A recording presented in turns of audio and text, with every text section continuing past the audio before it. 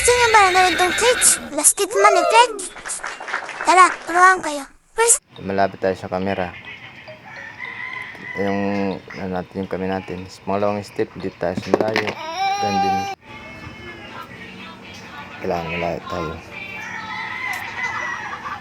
Tapos, punta lang tayo sa may mundo ni CapCut.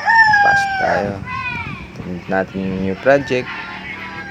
Tapos hanapin na natin dito yung nashoot natin na video. Yan, first clip. Yan, yung nilapit natin yung kami natin.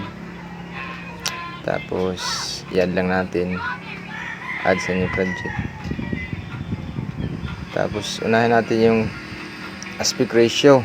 9.16. 9/16. Importante yun. Tapos dito, tanggalin muna natin itong CapCut na logo. Kasi pang-release na gagawin natin. Bawal sa reels. Dito, tamang linis lang tayo. Hanapin natin yung timing. Kasi magbabawas tayo ng video. Tanggalin natin yung mga hindi natin kailangan. Dito, mag-i-split tayo dito. Timing na natin, timing yung saktong bang yan.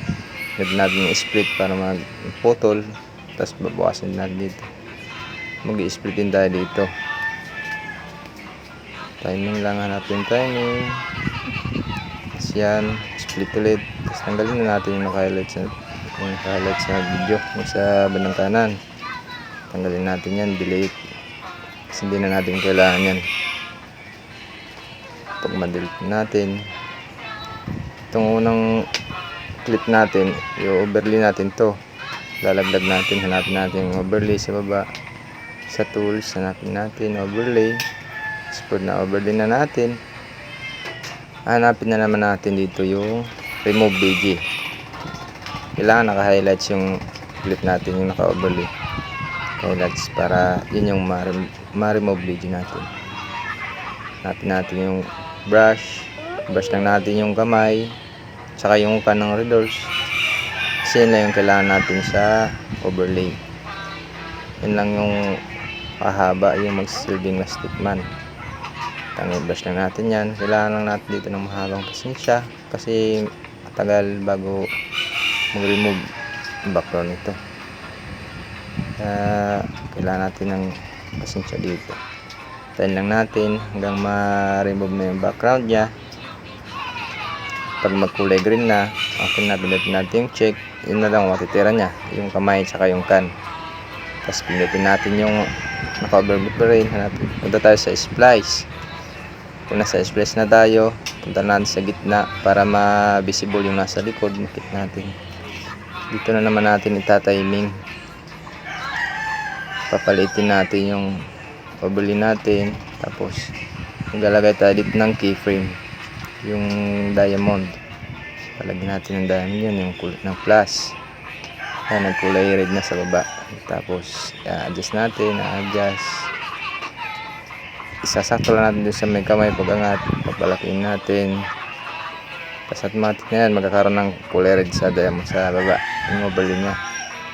Yan, sagal lang natin yung laki dyan pag-angat. Tapos pagbaba ulit, palitin na naman natin. Palitin.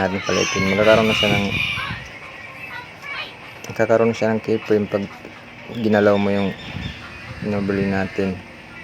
Yun, sakto na. Tanggalin na natin yung sobra, delete. Tapos dito hanapin din natin yung timing, sakto. Diyan, mag-i-split din tayo dito. At tanggalin natin yung sobra, yung hindi na kailangan. Yan, split. Tapos delete na yung sa unahan, yung kailangan. Tapos pindutin ulit. Hanapin na naman natin yung splice. Babalik natin yung para makita na yung natin tsaka yung kamay. Yan, isasakto na natin dito. Balik natin sa splice, balik natin sa 100. Yan, kita na ulit yung holders, yung kamay. Yan, papansin nyo sa unahan medyo malabo pa, hindi pa na splice. Balik natin ulit, balik natin sa 100. Siya ng resulta, kita na. Balik ulit natin, hanapin natin yung timing. Yan. Para maganda. Hanap natin tayo. Tapos yung sobra, hindi natin kailangan yan. Cut na natin, putulin, split. Yan na. Pang-release na tayo. Sana may natutunan kayo guys. Salamat sa panood.